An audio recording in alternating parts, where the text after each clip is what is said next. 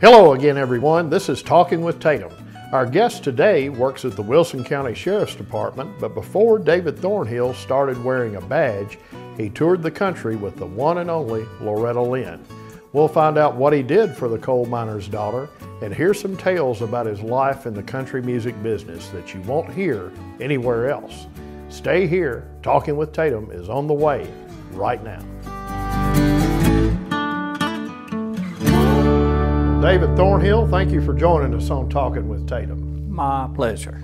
Well, you know, what we try to do on this show is feature folks who live in Wilson County but have had an interesting life, and I think that certainly meets the definition for you.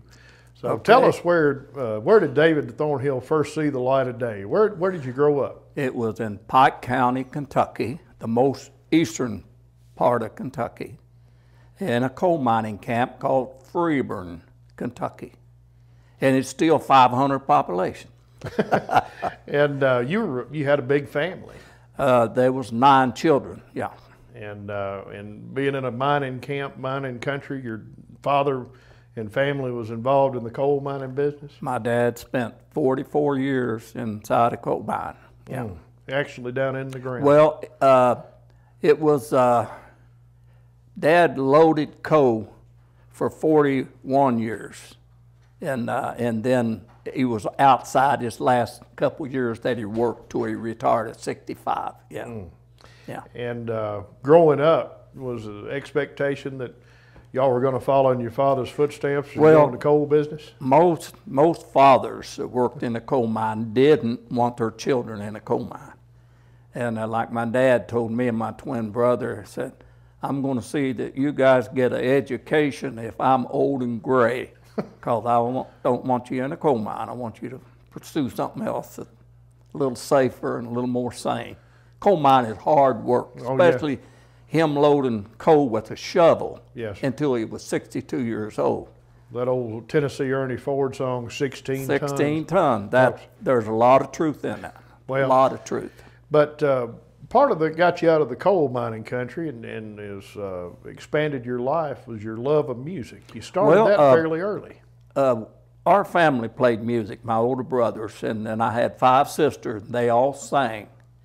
And I can remember at the age maybe 3 or 4 years old, sitting down playing guitar while my sisters washed dishes and would sing songs. So I knew at a very early age that I could play music. And my mom was in bad health due to the coal dust. Back in them days. They didn't have environmental protection like they do today. Right. And so every year we had to wash our house down with a scrub brush and soap because of the coal dust of the trains that go by. Yes. And coal dust would just cover the whole town. And so she developed lung problems, and when my dad retired from the coal mines, they told Dad to take my mom out of that environment. So we moved to southern Ohio. And I guess in that little town, it was probably down in a hollow somewhere. Not a lot. Everything's a hollow back in there. Yeah. But y'all go up to southern Ohio and that's where you graduated from high school. But you actually were playing for the public, entertaining the public with a band. Well, my music goes back. You know, when I was 7 years old, I played at a PTA meeting in Freeburn, Kentucky, and our school sat right beside a railroad track. And at 7 years old, I was scared to death to go out there on stage and play and sing a song. So when I started playing, here come a train by. And they never heard a word I said, and when I got done with the last word, I jumped off the stage and run. Well, they come and got me and made me do it again. So that was the age of 7. Well, when I was like 16 years old, when my dad left Kentucky, Dad and Mom and me and my brother John, all the rest of the children were married and gone, had their own families. Right.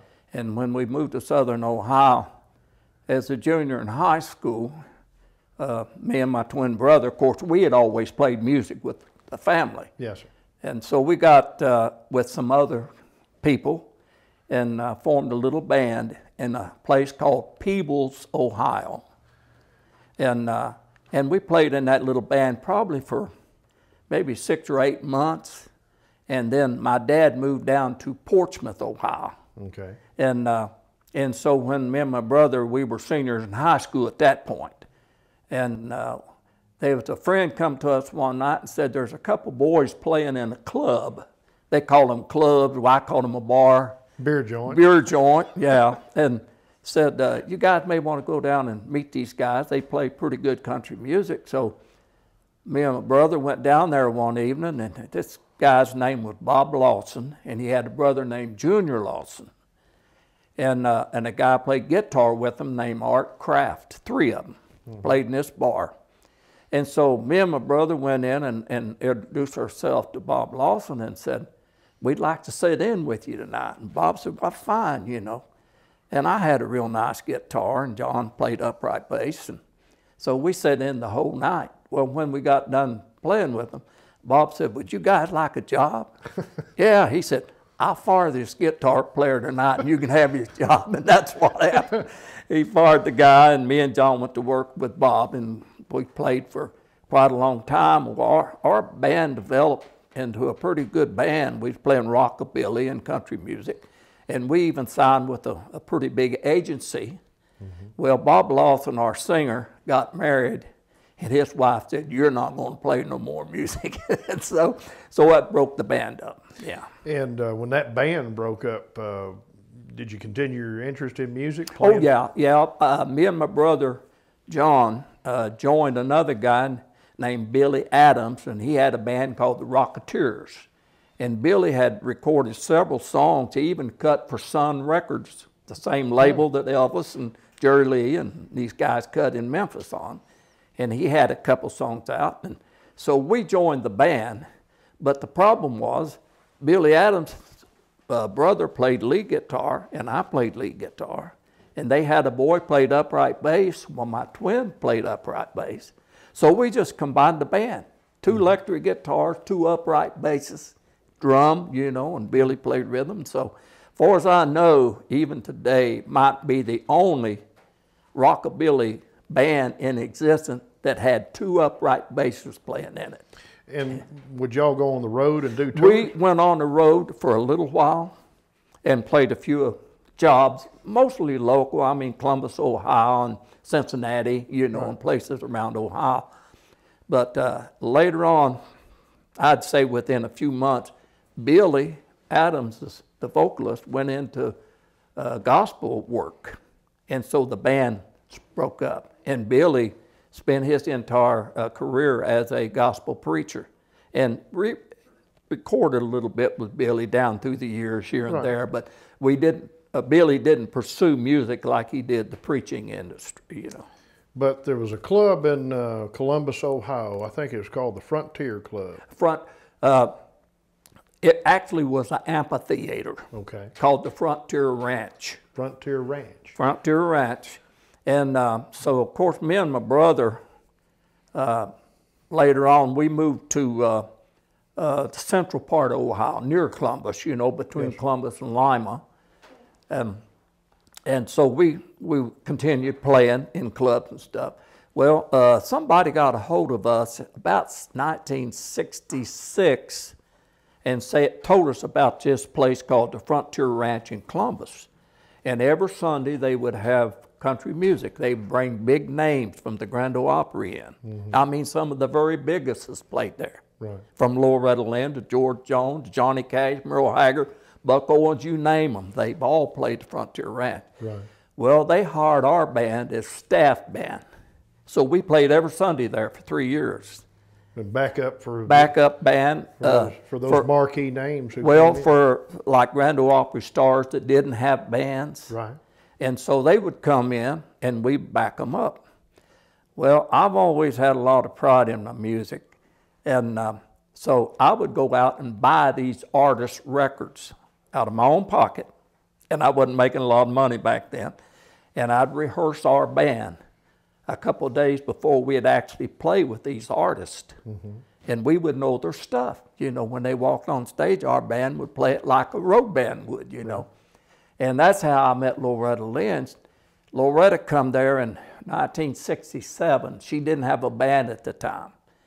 And so I go out and buy Loretta's records. She only had maybe 8 singles out at the time. Right. And of course, all the girl singers in that era was singing Loretta Lynn songs, you know, or Kitty Wells songs. So we had played them tons of times with other artists, so we basically knew them anyway.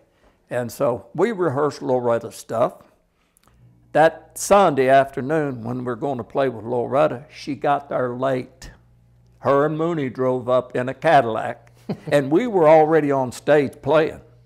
And I hadn't talked to them. I didn't know anything about her show, how she's going to do her songs, what to order, or anything like that.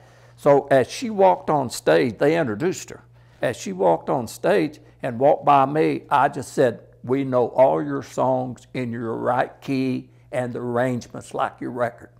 So she just walked up to the mic and turned around and points to me and said, you ain't woman enough to take my man, or Fifth City, I forget what song it was.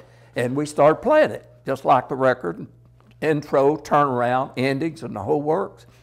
And after, maybe half a dozen songs, Loretta said, you know what, said, I played all over the world, and said, this is the only band I've ever played with that knows all my stuff, just like the record. And she said, if I could ever afford a band, this is the band I'd like to hire. Well, 2 years later, all 5 of them guys was in her band and stayed that way for years. Well, you mentioned earlier wasn't making a lot of money buying the records out of your own pocket. Playing at the Frontier Ranch 1 day a week, was that enough to pay the bills, or did you have a job? Well, I worked in a factory. Okay. I worked in a factory. I worked in a bearing factory. We made automobile bearings. And so I worked at least 6 days every week. Right. Besides playing in a nightclub. And I played in the nightclub sometimes 4 nights a week. So I was burning the candle pretty good, you know, playing 4 nights a week in a club, working 6 days a week in a factory. Then on Sunday, going down to Frontier Ranch and playing. Now, were you married at that time yet? Yep. I was married to the same woman that I was married to for 57 years. Yep. And had a family too. Well, 2 little girls, yes. And then the opportunity came around about 1967, 68 to go work. It was 69. 69 to go work for Loretta. 69, and I'll tell you how this happened. We've got a little time, so I'll tell you. Yes. I was working in a factory. I was an electrician, making the top dollar in this factory. And there come an efficiency drive in the factory, and one of the owners come to me and said, Dave, you're going to have to go back on a machine. Said, we've got 3 electricians on days, and you're the youngest, so you're going to have to go back on a machine. And I said, no, I won't go back on a machine. I said, I've studied 4 years to be a qualified electrician. I said, there's too many places around here crying for electricians. I said, I'll just leave today, and I'll have another job probably by Monday. Right. And so my foreman, Tom Henry, still a good, great friend of mine today, Tom Henry said, let me go talk to him. And so he goes into the office and says, don't take Dave. He said, he's the only electrician I got that's got formal training, that can open a schematic diagram and go to the source and fix the problem. Said, don't take him. And he said, well, we're sorry we got to. He's the youngest guy on the totem pole. And well, Tom kind of got upset and said, well, I'll tell you what, if you take Dave, I'm going too. Well, I didn't know this was going on. So they come out right before quitting time, and they said, we want to talk to you, Dave. Okay. And said, old Tom come in here a while ago and gave us a little lip and said, we want you to stay, and you can take his job as supervisor. And I said, what kind of guy do you think I am? My best buddy comes in here and fights for my job, and you want me to take his job? I said, I don't operate that way. So Tom and I both walked out. That was on a Friday evening, payday. Right. I come home and I tell my wife, I said, I quit my job. What? I just quit my job. 2 little girls, you know, debts, right. House, car, and the whole bit. And I said, draw the money out of the bank, my savings, my life savings, $300. I said, draw it out of the bank. I said, I'm going to Nashville in the morning. I said, I'm either going to make it or break it as a guitar player. So she never questioned me a bit. She drawed the $300 out. I loaded my car up, pulled a little 12-foot camper behind it, and I took off for Nashville. I got down on Dickerson Road in Nashville and found a little park where I could park my trailer. This is in October, kind of cold out. And I parked my trailer. I went downtown Nashville, and I had my guitar and amp and stuff in the car. I didn't know what was going on. Well, it was Disc Jockey Convention Week, what we call fanfare now. Right. And there was 5,000 people in town, disc jockeys, and every hotel had jam sessions going, people galore, artists all over the place. And so I happened to walk in, and there were some guys sitting, I think it was the Hermitage Hotel, still sits in Nashville. Right. And there was a bunch of guys jamming, and there's a guy recognized me that played with me before. And he said, "Dave, you got your guitar?" And I said, "Yeah." I said, "Bring it in, let's jam." I said, "We're just sitting around here playing," had a room, and I guess 6 or 8, 10 musicians sitting around. We just playing. You know, pick out a song and play it for 30 minutes. Everybody take a solo on it. So I'd been doing that for about 3 hours, having a ball with all these guys, just playing. And a guy walks up and leans over my shoulder and says, "I understand you're looking for a job." And I said, "Yes, I am." He said, "I work in Loretta Lynn's band, and her lead guitar player quit today. Said she needs a lead guitar player. Said, would you be interested?" And I said, "Oh yeah, that's the reason I'm in town. I sure would be interested in playing." It had been how many days since you had quit your job in Ohio? Oh, well, I quit on Friday. This was Saturday, the next day, next day in Nashville. And so anyway, we continued playing. The guy left, and I thought, well, they were blowing smoke like you always hear it. Right. And so anyway, I never heard any more. Well, that Monday, I'm thinking, I'm going to have to find a job just to sustain myself. Right. And of course, I had this electronic degree, and I found a place in Nashville that needed a repairman for radio and TV. So I went down and talked to them, and they said, "I tell you what," "come back in Tuesday and talk to Mr. Curry." So I went and talked to Mr. Curry, and I had all my test equipment and stuff I brought with me because I knew I could probably fall back on that for a job. And so I went in and told Mr. Curry, you know, that the employment agency had sit me down there, and he says, "Well, I don't know you from Adam, but you look like a pretty honest guy. I'll give you a job." And said, "Come in the morning and start." So Wednesday morning, well, let me get back one day. That evening, I'm sitting in my little trailer watching a black and white 5-inch screen TV, eating a TV dinner, and there's a knock on my door, and I'm thinking, nobody knows where I'm at.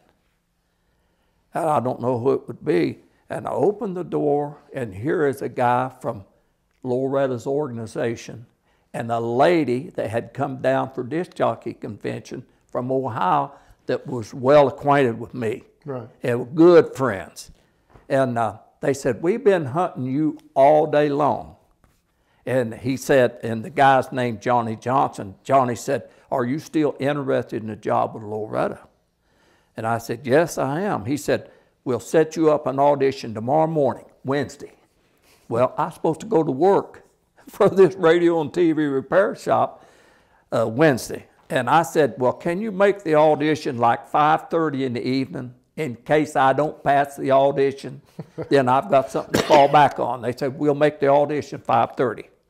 So I go in to work that day, and I repair like 5 TVs for this guy, and boy, he is loving it. He said, "I finally got a technician that knows what they're doing." And so anyway, after I got off of work at 5, I went on over to Doyle Wilburn, you know the Wilburn brothers. Teddy and Doyle. They managed Loretta at the time. I went over to their apartment and walked in with my guitar and amp, and there was Loretta and the band. And when I walked in, Loretta said, "Don't I know you from somewhere?" And I said, "Well, 2 years ago, our band played with you in Columbus, Ohio." She said, "You were the band that knew all my songs." And I said, "Yeah." She said, "You still know them?" I said, "Yep." And so I sat there and tuned up, and she started calling them off, especially the tunes that I had the intros and stuff on. about 30 minutes, she said, I've heard enough, be on the bus tonight.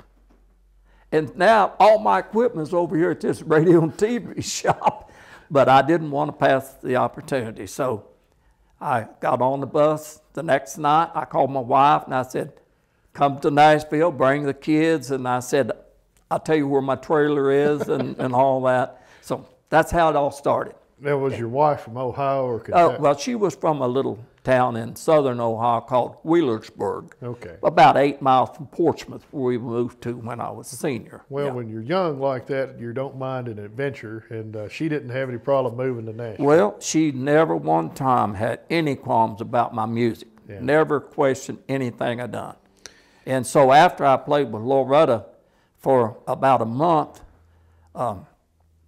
one of my little daughters was out in the trailer court playing with a bunch of kids, and one of the kids found a pistol in the weeds, and their kids are all standing around in a circle.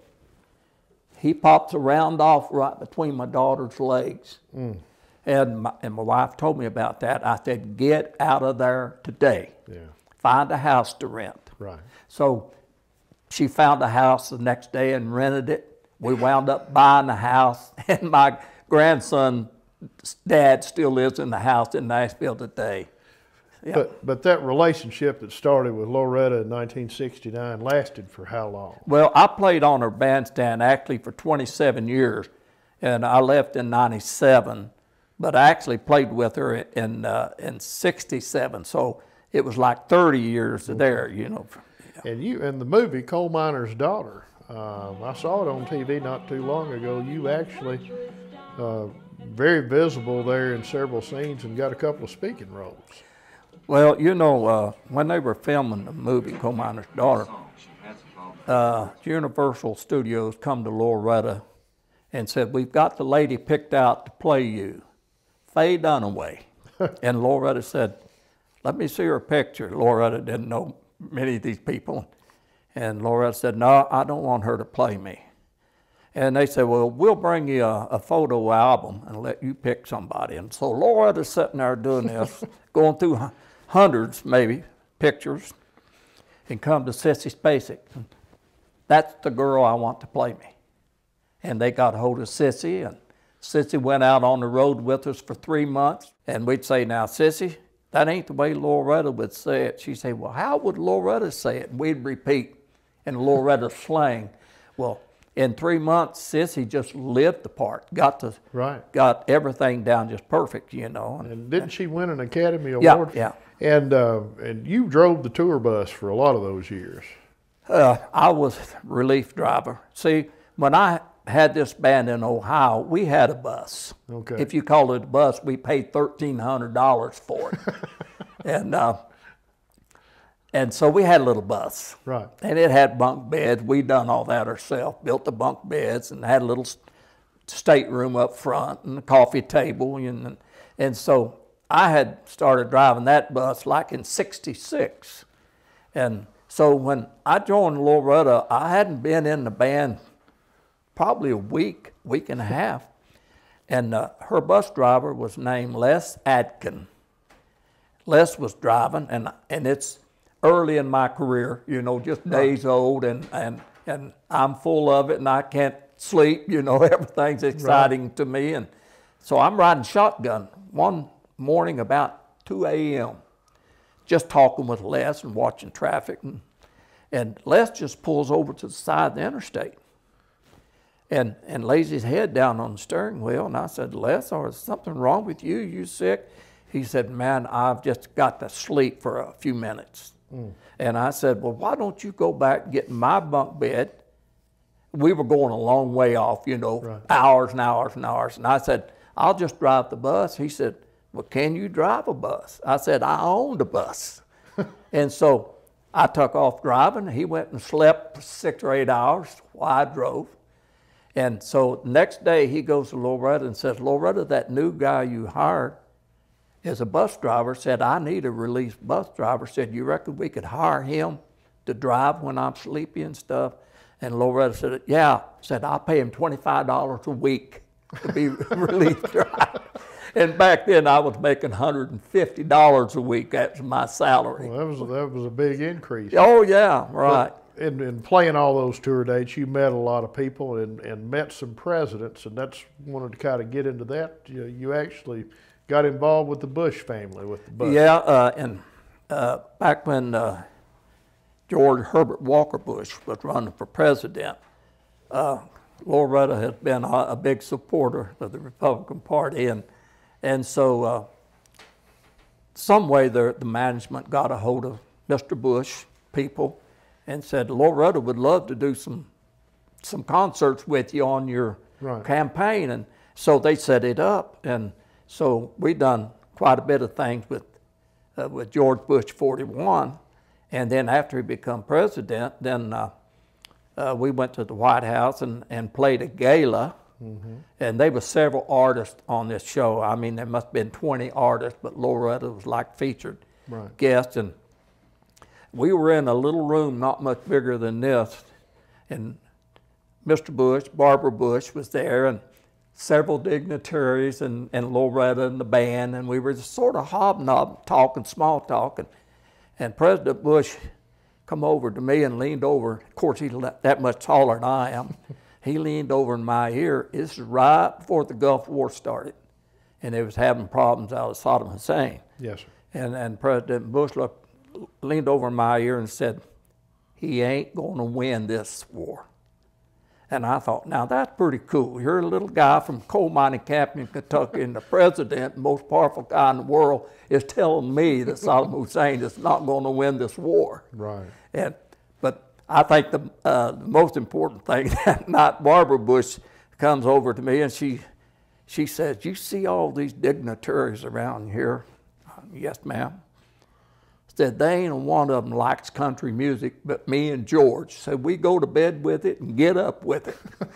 So that's my conversation with Miss Bush. And then their son, George W. Well, you did some driving. How I got involved with George 43, Mr. Bush 43, I worked for Gray Line Bus Company. And so when he started his campaign in 2000, just as a citizen running for president, they rented 4 buses from Gray Line Bus Company. And so I went and worked with him like 3 months on his campaign from August election, you know. Right. And we would fly, we would deadhead the buses to different places, and then he would fly in. We'd go meet him at the tarmac and 4 o'clock in the morning, and the Secret Service would sweep our buses with the dogs and everything and make sure everything was clean. And we pick him up and we go do the campaign, drop him off that evening. He'd get back on Air Force One, fly back to D.C., and we liable to leave Tampa, Florida in an empty bus and drive to Detroit, Michigan. Right. You know, and he'd meet us the next Thursday, and we do that same thing. And in 3 months, I drove 56,000 miles for him, just crisscrossing the country, you know, in a bus. And so, and then in 2004, now after he's president, he's going to do his campaign again. Well, I had retired from the bus company, and he wanted the same drivers.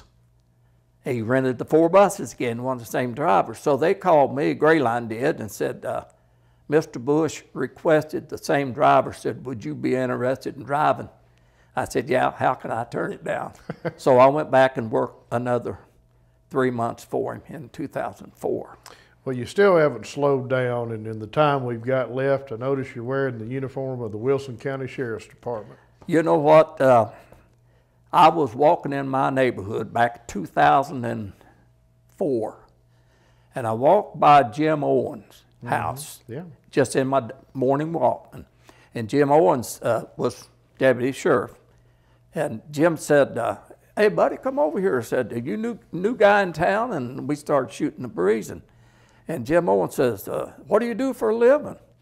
I said, well, I'll tell you, but you probably won't believe it. I said, I'm working for President Bush right now. And, okay, you know. And so Jim Owens said, why don't you get me a good colored picture from President Bush? And I said, okay, I will. So ever how long it was, a week or 2 weeks later, I went down to Jim's house, and I've got him this 8x10 colored photograph of President Bush. And Jim Owens said, to be honest about it, I thought you were pulling my leg. And so I told him about being involved with President 41 and 43, and had to go through Secret Service and be cleared, and had to deal with Secret Service. And Jim said, would you be interested in being on the Reserve Sheriff's Department? And he got a hold of Gary Keith, right, and set up an interview. Me and Gary talked, and so I don't know if I convinced Gary or what, but they gave me a job as a reserve deputy, and so I was a reserve deputy up to about 6 years ago. Then the job come open in the courthouse, right, and so they asked me or put the word out that if I'd be interested, I could probably have that job. And I'm thinking, yeah, I'd like to do that, you know, and because I've always been interested in law enforcement and had to work closely with law enforcement. Right. And so I've been there ever since. Well, David, I tell you what, that's a lot of time to cover in the, I don't know how old you are, 40, 50 years. Oh, yeah. But it's a lot older than that. but in your life. But that's just the story about coming to Nashville and getting into the music business and making a career of that, and the people that you've met and the people that you worked with. Thank you for sharing your story with us on Talking with Tatum. Well, it's my pleasure. I really enjoyed it. Right. Thank you for being my friend. All right, and me too. All right.